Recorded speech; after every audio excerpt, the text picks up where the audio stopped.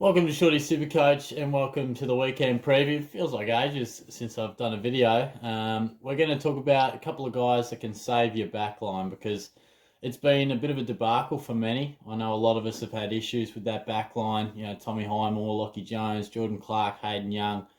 Dare I mention Zach Williams, but there has been a lot of names that have just been out, dropped, injured. You know, it's just killed us. Even Chapman's gone to absolute trash, and Kaczynski, you know, a lot would have traded him out, and he's somewhat come okay. So, who can save your backline? Stephen May and Martin Frederick. They can certainly save your backline. It's a bit of a one up, one down sort of process, but Stephen May, he's barely a one up. You know, he's about 400k, break even about 1 or 5 or something like that.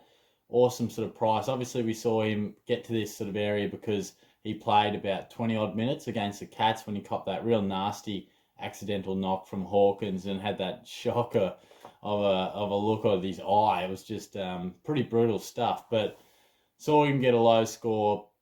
He's returned with a 90 and then a 140 odd. So he's certainly a guy that we've seen. You know, he takes a lot of kickouts and he's a really nice kick for a big guy. And he does intercept beautifully. And the D's are going great, playing a great style of footy. So he's in some fairly good form, and at about 400k, you don't have to go too far. And I think Frederick is just a guy that we've got to get because there's not too many sort of options in terms of cash cows at the moment. We're really a bit short on it, and this can be the issue. You know, you would have heard me talk about early in the season that it's so important to nail those cash cows because we do get to an awkward stage around sort of round 6 to 10 sometimes where we've probably offloaded some of the ones that have done us well, but there isn't always this revolving door of new good rookies, and sometimes you can get left with a few dead weight ones that that you thought were going to be good. All of a sudden, they're not so much. So Chapman is probably in that bracket. I mean, I'm not exactly sure. I haven't seen the Dockers games, but I don't know what's happened. Came out, scored 80 odd, 90. I thought, fantastic. This guy's going to really help our back line. And he's dished up a couple of stinkers, 36 and was it 28? Something like that. Real shocking stuff. So, me personally, I'm going to heed my own advice. I'm going down to Frederick and up to May.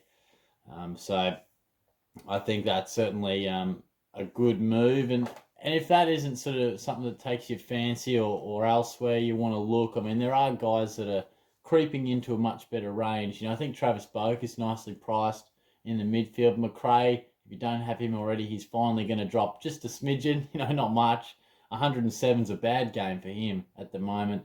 Jack Steele as well is sort of working his way down, and I think he's a really good option as well. And the forward line, you know, that's also proven a bit of a headache for us, but you got Rowan Marshall. You know, I think he's really getting into a nice zone now. Still side bottom. I still think he's a solid option, even though the Pies are struggling a bit. So there are a couple of guys, and even in the back line, you know, Jordan Ridley, keep an eye out for him as he continues to drop. And of course, not to Goey. I had to Goey on my mind because I need to trade him to Marshall at some stage. But Caleb Daniel is where I'm heading there. If you've got a bit of faith that he's back in town, he's nicely priced. Jaden Short, similar. He was back last week after a couple of quiet ones. So, you know, there's a few names that we can sort of discuss. I think at the moment, I don't have access to all the teams. It'll be fantastic when we get the teams back on a Thursday night. Won't that make life a little bit easier?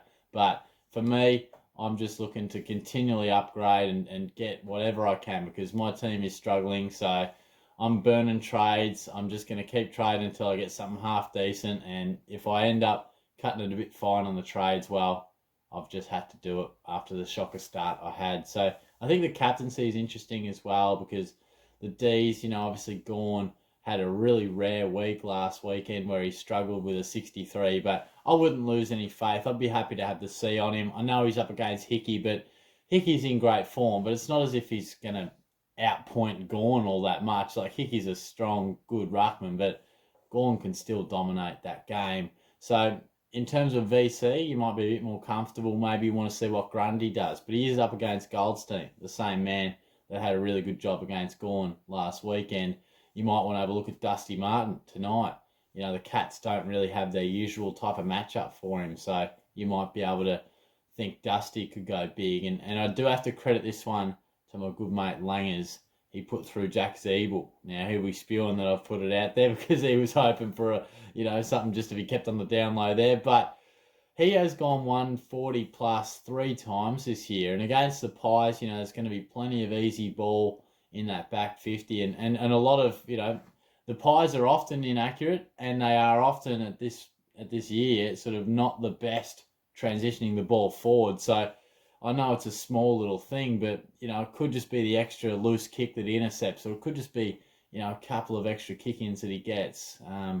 And I think North will be feeling like they could get the W at last too. So it could be interesting. He might be a point of difference because he has had some enormous kick numbers, just effective kick after effective kick. So that's something to think about as well. But personally, I might go Zeeble, to be honest, and just end up with the C on Gorn. Depending on what zeros you have on offer, you might put the VC on Gorn and maybe have a look at McRae, who I'm pretty sure is on the Sunday. So depends what you're rolling with. But that's all I've got for today. Sorry I didn't have a live session this week. I did go live for about 20 minutes, but it was very spontaneous.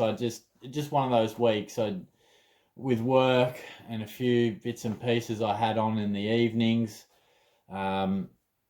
just didn't quite get round to it. Then I thought, look, I've actually got a spare hour at about 9:30. I'll just go spontaneous and just go live. We got about 40 people up there at one point, but I wasn't as successful as when I normally give a bit of a heads up and a couple of days notice. So we'll be looking to do that again next week. But good luck for this weekend. Hopefully it treats you nicely. Hopefully if you're playing footy, you get a win.